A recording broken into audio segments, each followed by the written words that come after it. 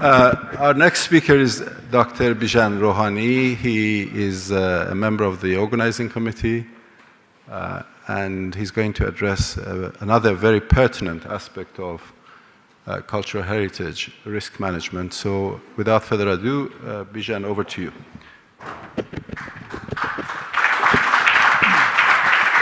Thank you, and good morning. In my presentation, I'm going to speak and introduce international framework and strategy for disaster risk management for cultural heritage sites.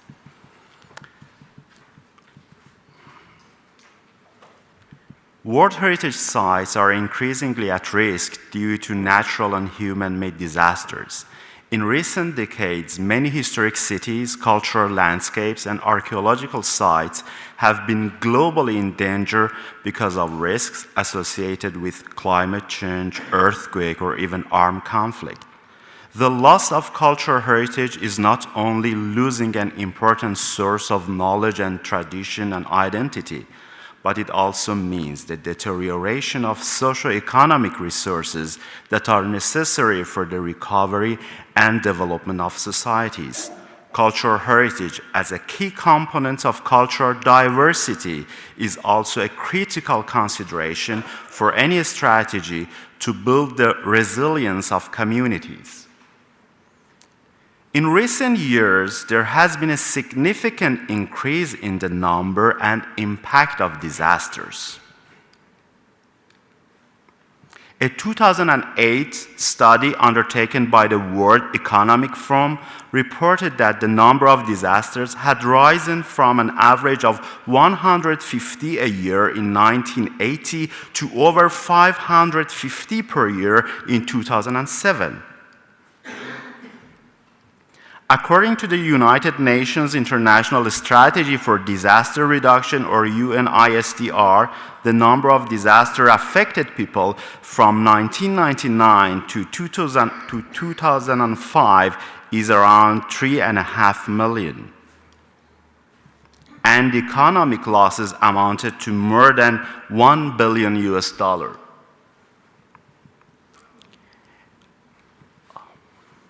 It is expected that in the next decade, climate change will lead to more frequent and extreme weather with effects on broader areas. It means that also more cultural heritage will be affected. In 2005, a questionnaire survey launched by the UNESCO World Heritage Center revealed that 125 World Heritage sites were specifically threatened by climate change. The number of cultural properties affected by seismic events should be added to this figure. In recent years, earthquakes in China, Greece, Haiti, Iran, Italy, Japan, New Zealand, and Turkey caused extensive damage to cultural heritage with universal outstanding values. A statistical analysis published by the World Heritage Center in 2014 revealed that 16% of all World Heritage sites have been badly affected by sudden geological and ecological events, which means this group of threats affects 76 properties located in 49 different states parties. The percentage of properties examined by the World Heritage Committee due to sudden ecological or geological events has continuously increased since 1986. The reporting of this group of threats has increased from 3% of the properties in 1994 to 14% in 2013. On the other hand, armed conflict, violence, and social upheaval are continuously targeting cultural heritage in all its forms. The ongoing conflict situation in Syria is a great threat to the World Heritage sites of the country and has caused UNESCO to inscribe all 6 World Heritage sites of UNESCO in danger list in 2013. Illegal excavation and looting of archaeological sites, despoliation of historic monuments, and trafficking of cultural properties are well-known phenomena in the countries rich in archaeological sites but poor in the protection of these areas. This can be due to the lack of legal, administrative, or financial resources, or can be associated to conflict or disaster situation, which leads to losing the control over archaeological sites. This is Apamea in 2011 before looting, and this is the site in 2013 after looting. The statistical analysis of Apamea is in Syria. The statistical analysis of UNESCO World Heritage Center says that illegal human activities such as looting, illegal excavation, civil unrest, war, and deliberate destruction of heritage affect more than a third of the properties reported in 2013. While many efforts are underway to reduce the vulnerability of heritage to disasters, a 2006 report prepared by the UNESCO World Heritage Center stated that, quote, most World Heritage properties, particularly in developing areas of the world, do not have established policies, plans, and processes for managing risks associated with potential disasters. A more recent research has examined the extent to which disaster risk reduction is considered within the management systems of various World Heritage properties. The study has surveyed 60 World Heritage properties. Despite the increasing vulnerability of cultural heritage to hazards, only 6 out of the 60 World Heritage properties in this research appear to have risk management plan.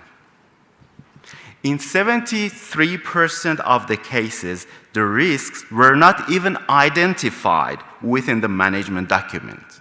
In 30% of cases, even though risks were identified, but there was no concrete plan or any reference to mitigating these in the management systems established for the properties. Cultural heritage is at risk not only due to natural or man-made disasters, but is also exposed to risk during emergency response and post-disaster recovery or reconstruction phase. There are several examples of post-disaster demolition of damaged historical structures, such as in Christchurch, New Zealand in 2011, or after Gujarat earthquake in India in 2001. Many post-earthquake reconstruction measures have served to destroy significant components of cultural heritage rather than protecting them. Now we come to Iran.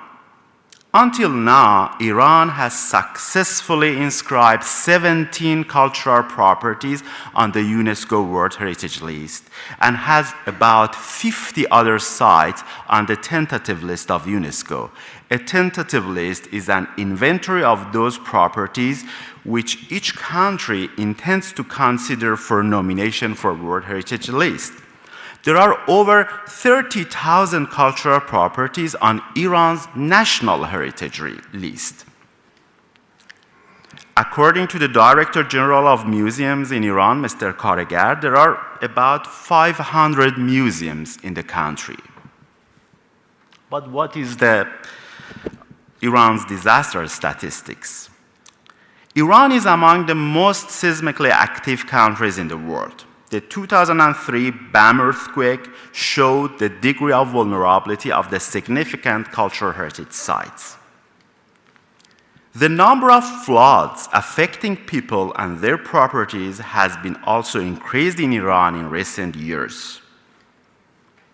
According to data gathered by the International Disaster Database, or EMDAT, from 1980 to 2010, at least 146 major natural disasters have happened in Iran, and unfortunately, about 78,000 people have been killed. the number of earthquakes and floods are significantly higher than other types of natural hazards. Beside the famous 2003 Bam earthquake that damaged Bam Citadel and a number of significant historic houses and bazaar in Bam, the 1978 Tabas earthquake is also among the most powerful and destructive contemporary earthquake in Iran. The earthquake measured 7.8 on Richter scale, struck the historic city of Tabas and about 40 villages in South Khorasan. It completely destroyed many historic monuments and structures in Tabas. Meteorological and hydrological hazards, including high precipitation, storm, and flood, also create risks for cultural heritage. In March 2009, a flood in the city of Qom threatened a number of religious sites, mosques, and schools. In April 2013, فروردین 1392, a heavy rainfall in Kerman province in the southeast of Iran threatened the World Heritage Site of Bam, together with Ryan Citadel, together with a number of villages or vernacular heritage in Jirov, Rigan, Barsil, and Faryab in Kerman province. A flood in 2012 caused damage to Safavid Bridge of Aqola in Golestan province, northeast of Iran. Historic bridges in Lorestan, including the remains of ancient bridge of Gavmishan, Pol Dukhtar, Kashkan, and Kalhor, also sustained damage in a series of floods in 2004. Fires have also damaged a number of cultural properties in recent years. Fire in historical bazaar of Masule. Fire in bazaar of Hamedan, 2013. All examples are from 2013. Fire in historic house of Azodi in Siahkal, in Gilan province. And also fire in amphitheater of Shahr Sukhte, 2013, are among these examples. But, as mentioned before, it is not only Iranian cultural heritage that suffers from the lack of a strategy for reducing risk. In fact, many World Heritage properties in the world, in different countries, do not have any established policy or plan for managing and reducing disaster risks. Two catastrophic events in the 20th century have formed our understanding of disasters and have led to international response. After the widespread destruction of cultural heritage during the Second World War, the 1954 Hague Convention for the Protection of Cultural Property in the event of armed conflict was adopted by the international society. The convention and later its second protocol introduced a legal framework and preparedness measures for safeguarding of cultural property.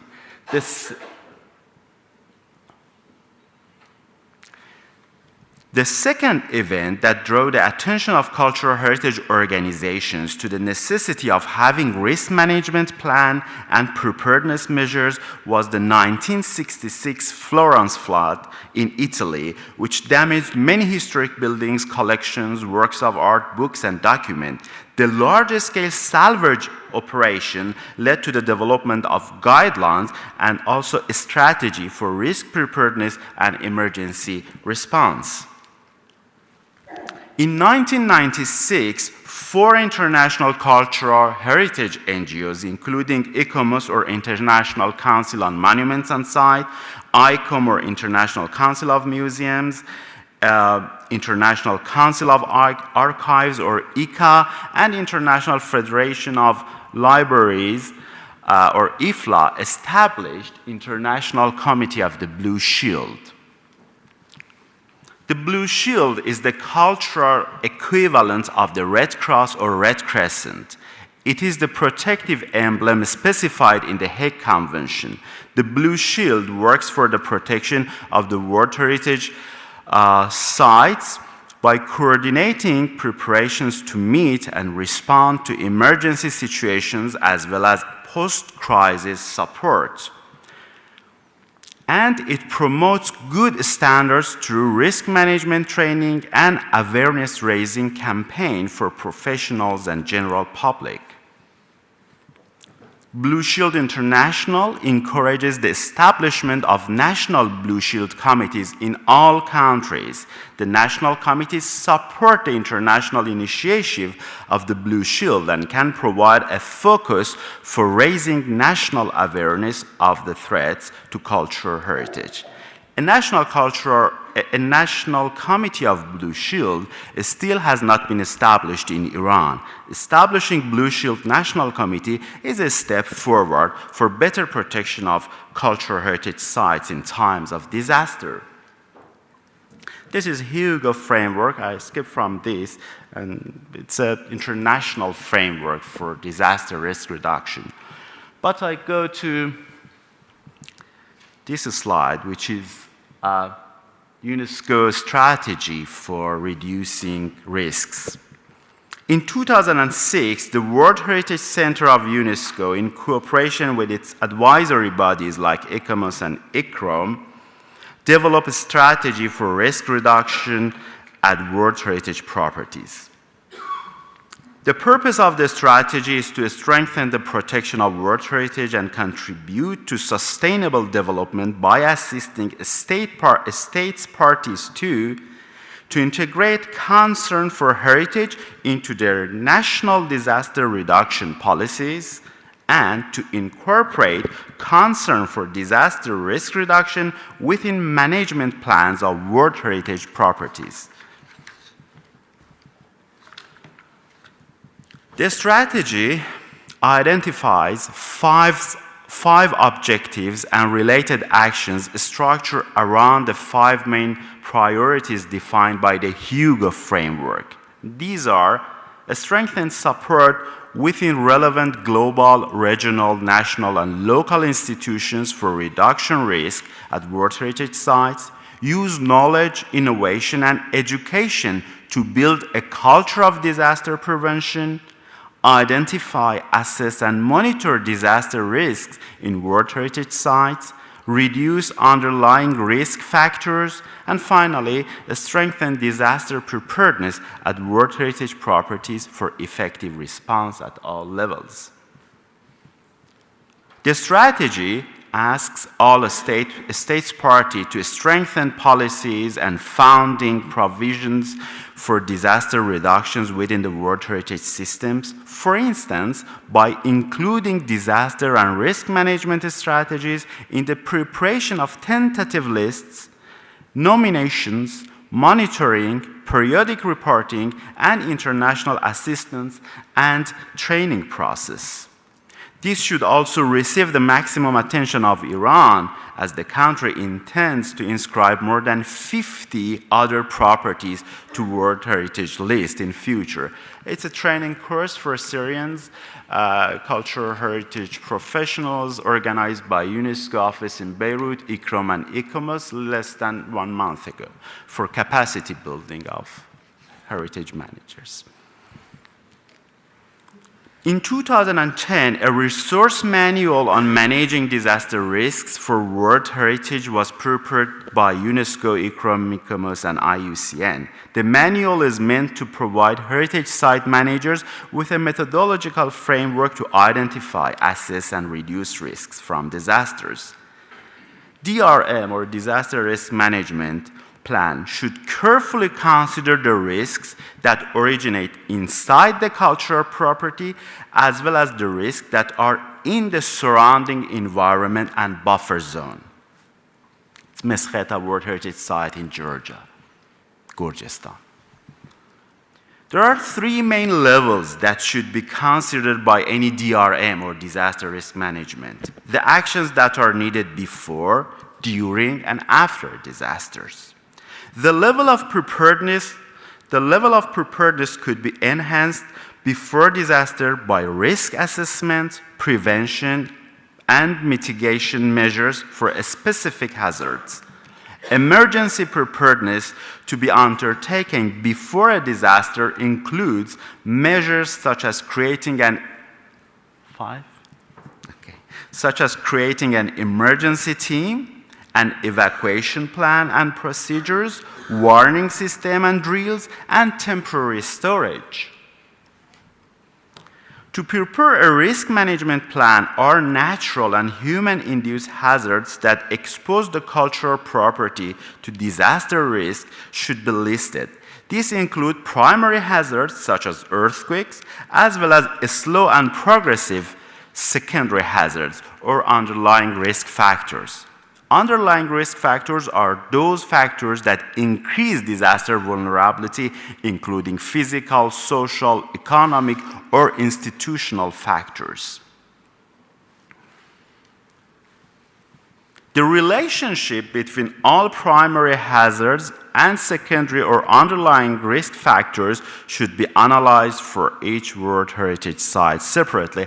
This example is from Lebanon, the armed conflict in 2006. One power plant was bombed. It was near Beirut, but the oil spill arrived to Byblos World Heritage Site. So, I mean, you have combination of hazards or factors when you have a disaster.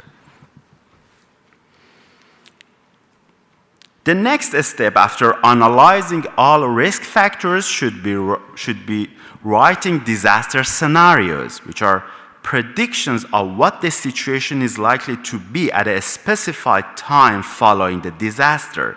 Disaster scenarios should be prepared for different cases. For example, when the disaster is caused by just one extreme hazard, like earthquake or flood. When the disaster is followed by other hazards, for example, an earthquake is followed by fire. Or the disaster takes place when two or more hazards act simultaneously or in close association, creating cumulative effect. For example, when there is a combination of earthquake, fire, theft, vandalism, illegal excavation, etc. A disaster risk management for World Heritage Sites should also propose the required steps for establishing an emergency response team. This team should have knowledge of emergency documentation, damage assessment, emergency measure and stabilization for built heritage, salvage of movable heritage, temporary storage, and also legal frameworks in order to take all necessary steps during a disaster. The team should undertake regular drill and simulation exercises to test their operational effectiveness. Debris management. It is also essential to develop a debris management plan for heritage sites, especially in urban areas and historic city centers.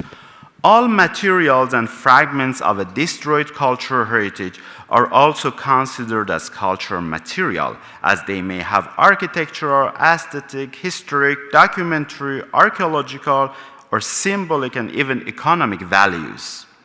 So, remains of a damaged cultural property can be used in recovery, reintegration, and conservation process. Therefore, they should be preserved and protected until professional recovery works can be started. A debris management plan should forecast types and amount of debris after a disaster and should develop a debris removal strategy with a debris storage site. And last but not least, the 1954 Hague Convention for the Protection of Cultural Property in the event of armed conflict is the only international convention that exclusively provides legal protection for cultural properties in times of armed conflict. In 1999, the second protocol to the Hague Convention was adopted. The second protocol introduced the enhanced protection regime. It stipulates the cultural property of the greatest importance for humanity can be placed under enhanced protection. The second protocol and its enhanced protection regime have various benefits for the properties that are inscribed on its list. Besides providing legal protection, there are international, technical, and financial assistance available for the states party to it. Islamic Republic of Iran has accepted, signed, and ratified the 1954 Hague Convention and also its second protocol. In recent years, Iran has done remarkable efforts for inscribing cultural heritage sites on the World Heritage List of UNESCO. Paying the same attention for nominating and inscribing cultural properties of Iran on the enhanced protection list of the Hague Convention will be yet another important step for the protection and safeguarding of cultural heritage against risks and threats. Conclusion. In conclusion, these measures could be suggested: to establish Iran National Committee of the Blue Shield, to plan disaster risk management for Iran's World Heritage sites and the sites on UNESCO tentative list, and also to establish emergency response teams for World Heritage sites, to train and build capacity for World Heritage site managers for reducing disaster risk, and to undertake regular drills and simulation exercises, to work with local communities around World Heritage sites, and to nominate cultural properties to be inscribed on the list of the enhanced protection of the second protocol to the Hague Convention. Thank you very much.